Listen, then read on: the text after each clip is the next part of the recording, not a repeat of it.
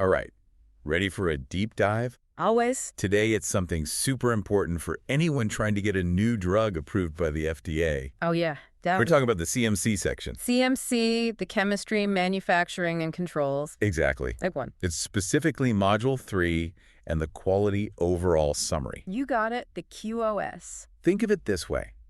You spent years working on a new medicine, and these documents are how you present it to the FDA. It's your big moment. They're not just a hurdle to jump over. No, not at all. It's your chance to show off how good and consistent your drug is. Get a well-made Module 3 and QOS. Yeah. Those can actually help get your drug to patients faster. Now, that's what we like to hear. Oh, for sure. So why are these documents so crucial? You know, a lot of people don't realize these documents can make or break your entire submission. Really? I've seen it happen. Drugs that are meticulously researched, Wow. they face delays just because the Module 3 and QOS weren't done right. Huh, interesting. It's not just about checking boxes. So it's bigger than that. It's about building trust with the FDA and showing you really get the regulations. Okay, so for our listeners, why should they care about these documents? Let's be straight up. Yeah. The stakes are super high. Yeah. First, you have to show you're totally compliant with the regulation. Right. The FDA has really specific guidelines, and any mistake, it can lead to big delays or even a straight-up rejection. Wow. We're talking months or years added to your timeline. Oof. Not to mention the money that goes down the drain. Sounds like walking a tightrope. You could say that. One wrong step and it all falls apart. Yeah. But a well-prepared Module 3 and QOS, Yes. those can be your safety net. Oh, okay. If you clearly you understand the guidelines and you present your data so it's thorough but also easy to understand, Right. you're building up credibility with the reviewers. I see. And that can make the review go smoother, maybe even get you approved faster. So you're getting ahead of any problems. Exactly. You're thinking ahead, figuring out what the reviewer might ask, Right. and giving them the answers before they even have to ask. Right. But the most important reason, and we can't forget this, Yeah. is patient safety. Oh, of course. These documents make sure your drug is made to the highest quality standards every single time. That makes sense. And that's super important for it to work and be safe for the patients. Absolutely. They're the ones who need it. Exactly. Okay, so we've talked about the why. The why. Let's dive into the what. Right. What exactly goes into Module 3? Module 3. It seems pretty complicated. Well, think of it like a blueprint. Okay, It's a detailed one for your drug's quality. I like that. You're basically giving the FDA the full recipe. Yeah. From the ingredients to how to make it, all the quality checks, even the instructions. Okay, I like that analogy. It makes it simpler. Yeah, it does. So where do we begin with this recipe? Let's hear it. First, you introduce your drug. Right. What is it? What does it do? How does it work? How is it made? Okay, This is where you set the stage. I see. Help the reviewers understand what your drug is all about. So it's about context. Exactly. Gotcha. Then you go deeper into the drug substance and the final product formulation. Okay. This includes things like the chemical structure, Right. the manufacturing process for both the active ingredients and the final product, and what form it comes in. Tablets, capsules, that kind of thing. Right, tablets, capsules, injections, whatever it is. Makes sense. You're showing them the whole production line step by step. So transparency is key here. Totally. And it's not just showing the steps, it's about showing that you have checks at each step. Checks. Yeah, to make sure it's consistent and high quality. Makes sense. This includes procedures for quality control checks and how the drug will be stored and shipped. To keep it stable. Exactly. Got to maintain that effectiveness. Because if it degrades during shipping, it's basically useless. You got it. Right, of course. Speaking of stability, you also need to give them a lot of scientific data that backs up the drug's shelf life. Shelf life, how long it lasts. Right. And how well it works over time. So like how long is it good for? Yeah, and that it still does its job even after months or years sitting on a shelf. Gotcha. Makes sense. We're talking about stability studies, degradation analysis. All that good stuff. All the hard data that proves your drug will do what it's supposed to do. Okay, so we've got the intro, the manufacturing process, the quality control, the stability data. Yeah. Anything else in this Module 3 recipe? Well, one of the most important parts is the risk assessment. The risk assessment. This is where you look at any problems that could pop up. Problems during manufacturing? During manufacturing or distribution, and you explain how you'll deal with them. So you're thinking ahead about potential issues. You're saying to the FDA, look, we've thought this through, we know the risks, and here's how we'll handle them. I like it. It shows them you're proactive about quality and managing risk. It's a good look. It really is. We've talked a lot about Module 3, but what about the QOS?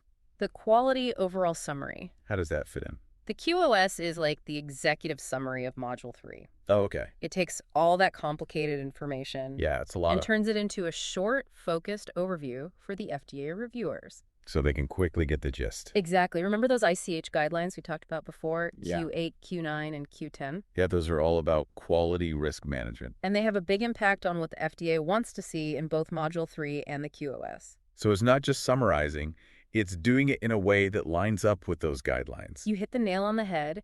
It's your chance to shape the story. Interesting. It's where you can emphasize what's good about your submission, address any concerns, and really make a strong impression on the reviewers. Like your closing argument. Exactly. You're summing it all up. I'm starting to see how important the QOS is. Oh, it's crucial. But before we get too deep into that, let's talk about actually writing these documents. What are some tips for making sure it all goes smoothly? Best advice I can give you. Get really familiar with those ICH guidelines. Q8, Q9, Q10. Those are the ones I know they can be a bit tough to read. Yeah, a bit dense. But they tell you exactly what the FDA wants when it comes to quality risk management. So no shortcuts. Gotta read them. If you want to do it right, yeah, they're your roadmap to a successful submission. Makes sense. And remember, it's a team effort. You need help. You need lots of experts. Like who? Formulation scientists, analytical chemists, manufacturing specialists. The whole team. Everyone has to be on the same page. So everyone's working together. Yeah, to make sure everything is consistent and accurate. So you're getting the best minds together. The best of the best. To make the best submission. That's the goal. Okay. And don't forget reviews. Reviews. Like editing. Multiple rounds of internal reviews are super important. Okay. A fresh pair of eyes can catch mistakes or inconsistencies that you might have missed. Makes sense, like when you have someone proofread your work. Exactly. It's like peer review for scientific publications. You need that quality check. It's all about maintaining quality and catching problems early on. So it's like quality control for your quality control documents. Uh-huh. Yeah, you could say that. Love it. Now, this might seem obvious. Okay. But data integrity is king. Makes sense. Every single piece of data you put in Module 3 and the QOS needs to be rock solid, verified, reproducible, and properly cited. It's all got to be legit. If there's any doubt about your data, that's a huge red flag for the reviewers. Because it all comes back to trust. It always does. You're building trust with the FDA every step of the way. Gotcha. And finally, don't be afraid to bring in some outside experts. Like consultants. Regulatory consultants. What do they do? They can do an FDA-style review, which is really helpful. In what way? They can help you see potential problems and make your arguments stronger. So they make sure your submission is as good as it can be. Exactly. It's like a dress rehearsal before opening night. Love that. You want to be prepared. Okay. So we've covered the why, the what, and the how. We've covered a lot. Now I think our listeners would want to know what not to do. The don'ts. What are some common traps people fall into when they're writing these documents? It's amazing how often simple mistakes trip people up. Really? Like what? One of the most common is incomplete data. They forget stuff. You'd be surprised how often key information is just missing. Wow. You need to make absolutely sure every required data point is there and it's thorough. No gaps allowed. Nope. You got to paint the whole picture for the reviewers. Okay. And don't underestimate how important clarity and coherence are. Being clear. Yeah, your documents have to tell a logical story. Like a good book. If you jump around or present information in a disorganized way, that's bad. It confuses the reviewers and they end up with more questions. So it's like writing a novel. You need a clear storyline that keeps the reader engaged. That's a perfect analogy. Uh-huh. Glad it works. And another thing. Yes. Don't skimp on the risk assessment. That's important. The FDA wants to see a thorough analysis of potential problems and a solid plan to deal with them. Right. If you gloss over that section... You're asking for trouble. Pretty much, yeah. I'm sensing a theme here. What's that? Being thorough, knowing what the FDA expects, and being proactive about quality and risk management. You're getting it. It's all about showing them you're on top of it. Exactly. You're demonstrating competence. And, of course, ignoring those ICH guidelines. It's a big no-no. Big mistake. They're like, you're a Bible. Haha, you could say that. Your guiding light. Your North Star. Whatever works for you. Seriously, though, make sure you understand them inside and out. Okay. And stick to them carefully. So it's not enough to just know them. You got to use them. You have to apply them to every part of your submission. Gotcha. You're showing the FDA you know how to play the game. The regulatory game. That's the one. Okay, now let's go back to the QOS for a sec. Okay, the QOS. We've only scratched the surface of how strategically important it is. Yeah, we've just touched on it. We said it's a summary, but it can be so much more. It can be. Let's say, for example, your development process had to deviate from the standard guidelines. Okay, that happens sometimes. But that sounds like a problem. It could be. How do you handle that in the QOS? That's where the QOS really shines. Okay. You can explain why you did things differently. You get to tell your side of the story. Exactly. You give them the justification and the scientific reasoning behind it. So it's about being transparent and giving them context. Exactly. You're showing the FDA that you didn't just decide to change things randomly. You had a good reason. Okay. And you've done what's necessary to show that this different approach is still safe and effective. It all makes sense now. It all comes together. So you're preemptively addressing those concerns. You're anticipating their questions. Very smart. It's all about strategy. I like it.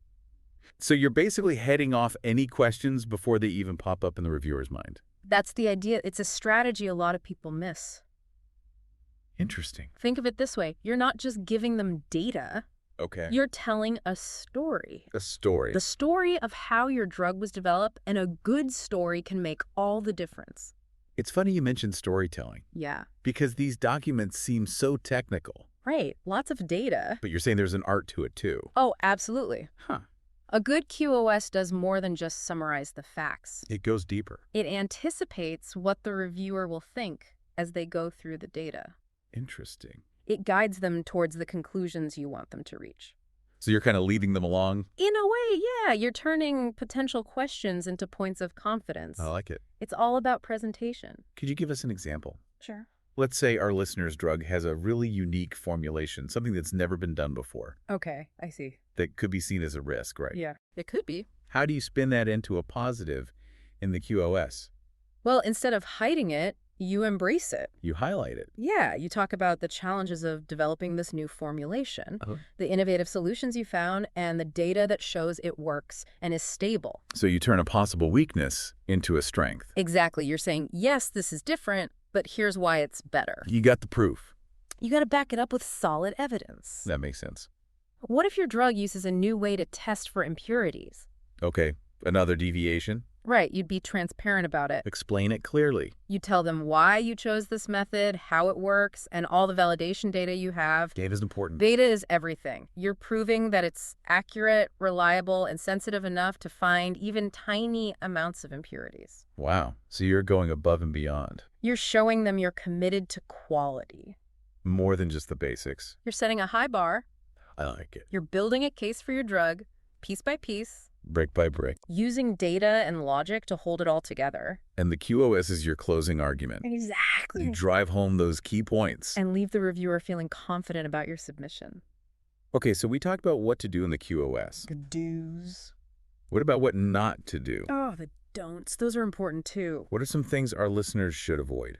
One of the biggest mistakes is trying to cram too much into the QOS. Too much information. It's supposed to be a summary, remember? Keep it concise. It should highlight the most important points from Module 3, but in a short and easy-to-read format. So just the key takeaways. Yeah, leave all the little details in Module 3. Where they belong. Exactly, and don't be vague or general. Be specific. Back up everything you say with examples and data. The FDA wants proof. They want to see the evidence, not just your opinion.